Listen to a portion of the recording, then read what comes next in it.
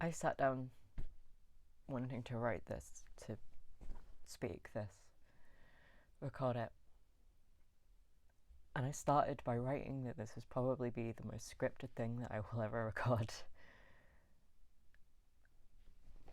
I wrote that much and gave up.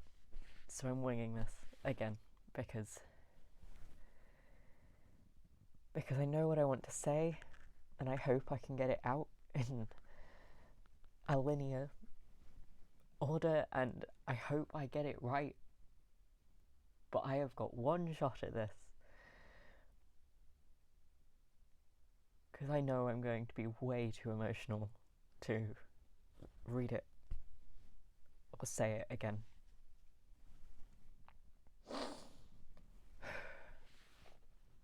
I've also got a cold, which has fled up my chronic illness, so I've got tachycardia set up, so bear with me while I sound a bit like a seal and I'm slightly out of breath.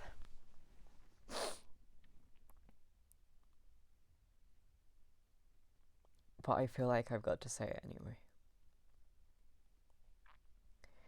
It has been a long week, and yet it has also felt like the shortest week that has ever existed. In that I can't quite believe that it's already been a week since a 16-year-old girl was stabbed to death in a park not that far from here. Where Brianna died is about as far from where I live as my hometown is from here, and my hometown does not feel far from here. So it feels close to home.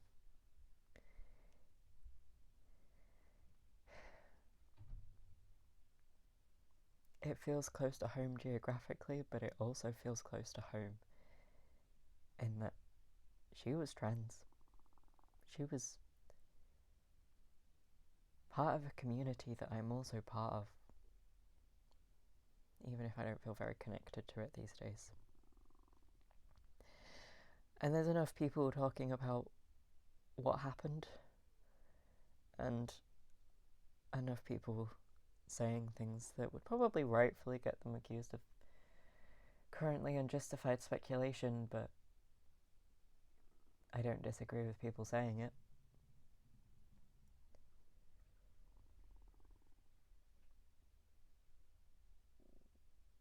And it sort of feels like I'm counteracting my own point of what I want to talk about by talking about it.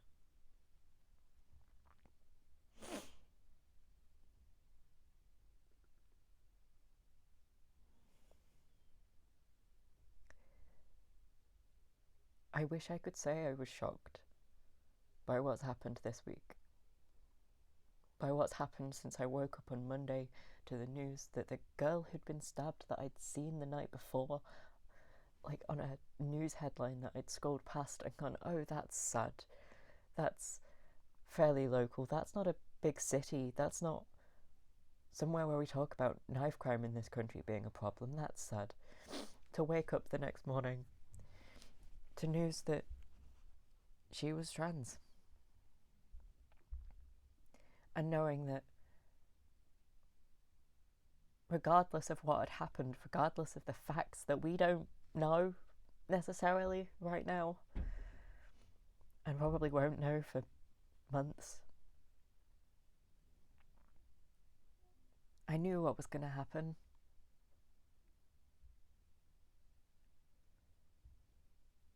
I knew that it would only take hours for the tabloid media, and not even the tabloid media, the media in this country, to start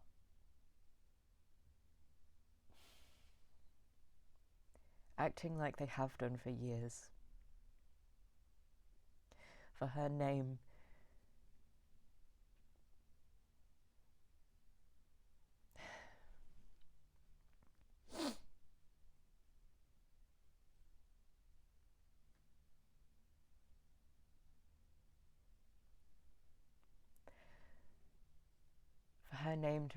to not be the only name mentioned in articles about her. to talk about Brianna and to go dragging through her life to find names that she'd stepped away from. Names that trans people often refer to as dead names.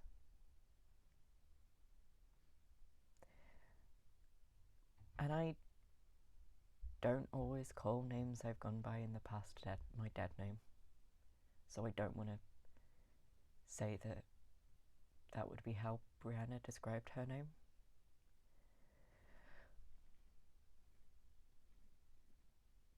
But to call it a dead name in this circumstance feels about right.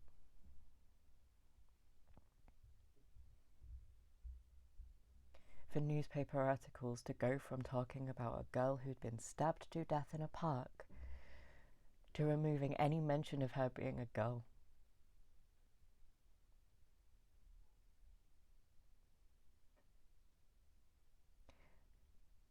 To accompany articles about her death with quotes from leaders of transphobic groups.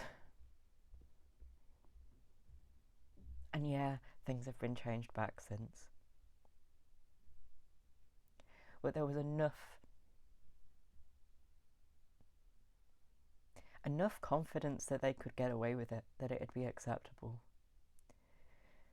Because we've gone from,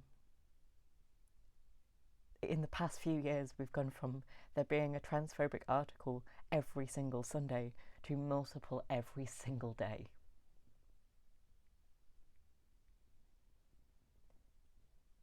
And it's accepted and it's fine for so many people.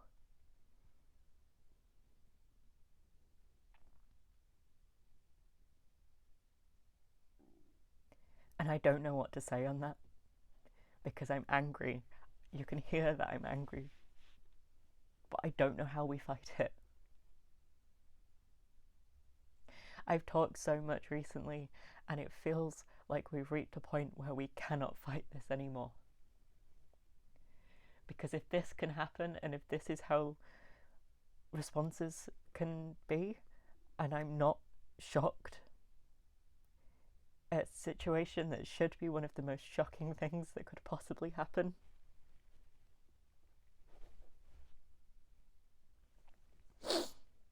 Anyway, it's not actually what I wanted to talk about. It's absolutely devastated me. Losing trans people, even when we don't know them, always seems to hurt.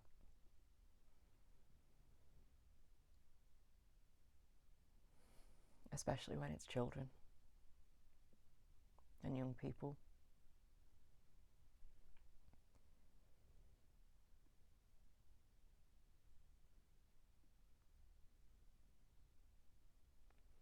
Especially when it's people that you can identify with yourself, or you can look at them and go, that could have been my friends.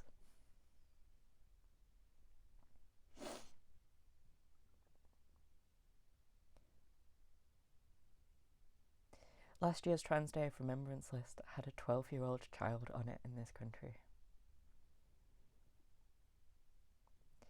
And because the list of our dead in this country was dominated by those who died by suicide rather than murder, there were transphobic trolls on the internet talking about how we shouldn't make such a fuss of it, how it didn't matter.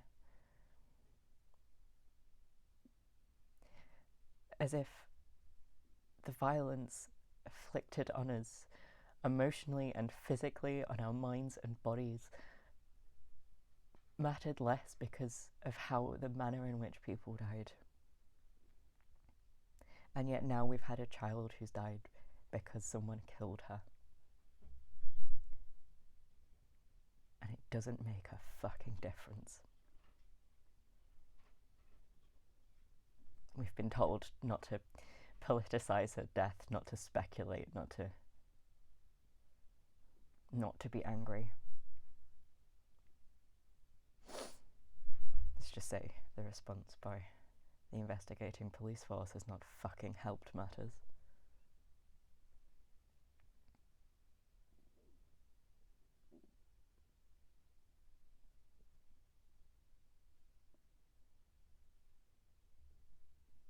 is never going to be enough. If this isn't enough to change people's minds, nothing ever will be. And there have been vigils up and down this country attended by thousands of people, thousands of trans people and our allies. And I'm not surprised by that. Of course, that's what we've done. Of course, we've wanted to be together, to be angry together, to express rage and despair and sadness and grief together. But my heart breaks for that girl's friends.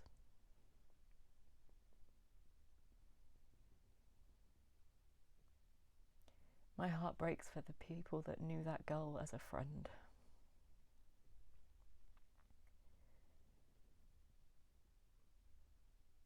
That just want to see her remembered as the beautiful girl that she knew. And I've read so many things recently from people who knew her.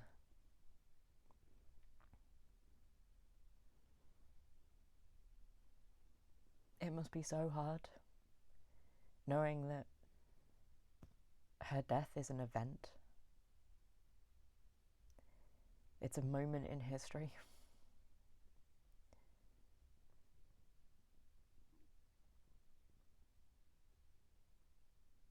Because grief at that age messes with your head. It really does. Losing people right on the edge of not quite being an adult, but getting ready to go out and face the world. That really fucking hurts. And that really messes with how you see the world when someone's taken at that age.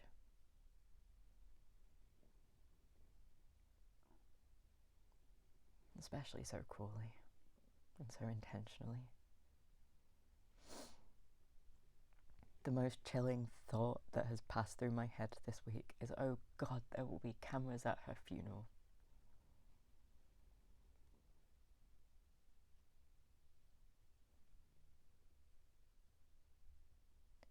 I don't know how to describe what it feels like to be stood in silence watching a hearse carrying a teenage girl's body away, with the only background noise being dozens of shutters of press cameras. I don't know how to describe what that feels like if you've not been there.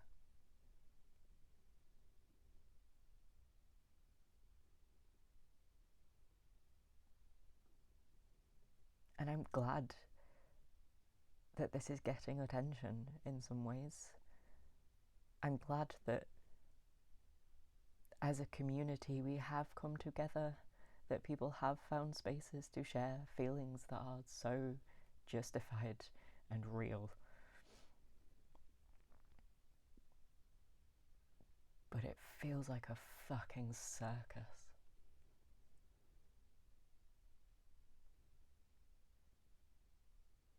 And I don't know how to say this in a way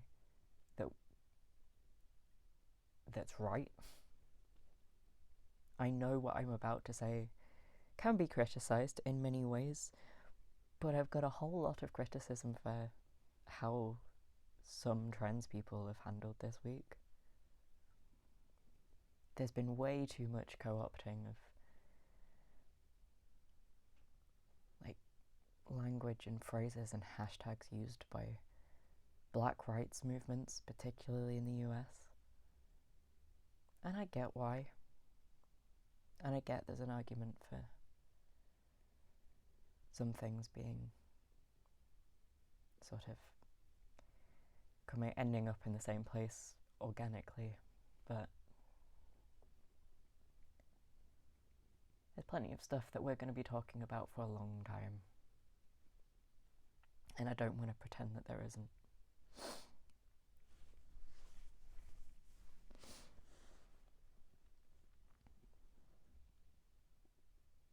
I also don't want to pretend that I'm not jumping to that, because I feel very out of place in trans spaces, and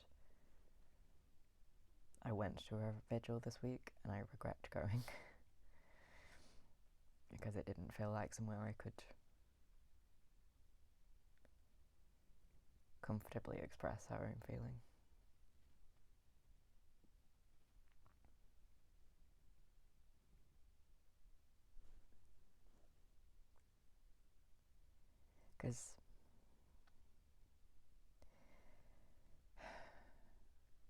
Because of the last couple of weeks, like literally, scroll down this fucking channel. I was talking about what it felt like to be a 16-year-old trans kid picking up fights and trying to engage in organising. I refuse to call it activism. It's a video I'd rather be making than this one, but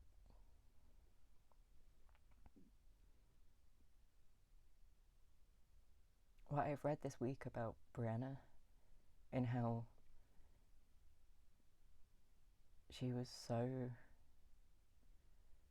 well respected by people for being someone who was engaging in community care and in a really organised way at such a young age. I have all the privilege of hiding behind trans mask invisibility. I've taken a few punches, so what?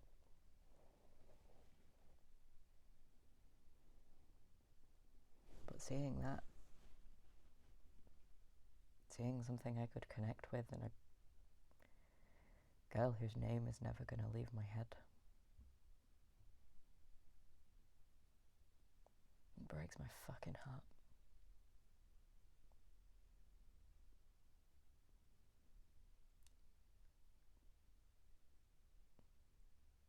Seeing the media storm around it breaks my fucking heart. Being surrounded by cis people who aren't aware enough of where all of this has come from breaks my fucking heart.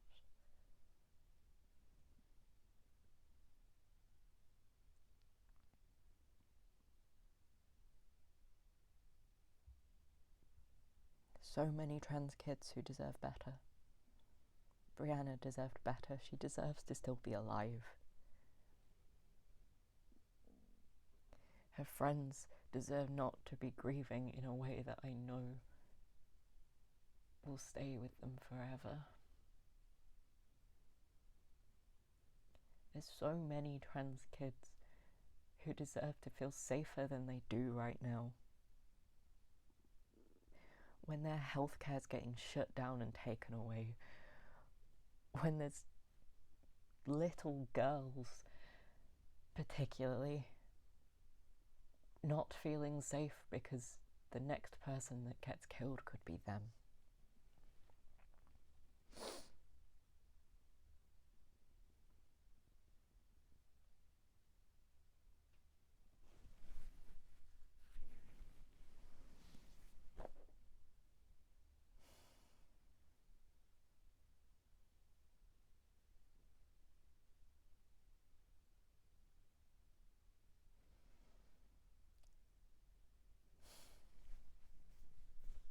I wish I had something helpful to say.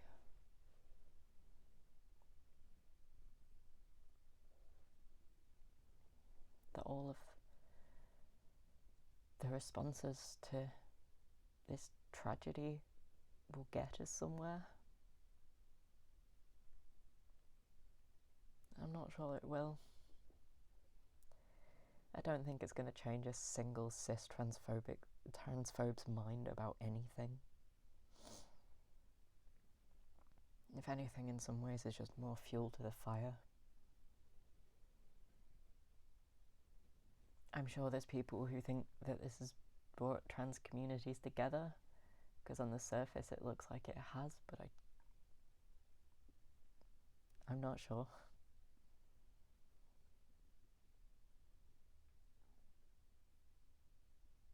I don't know. All we want is dignity and respect, and all that this week has shown is that we don't get either.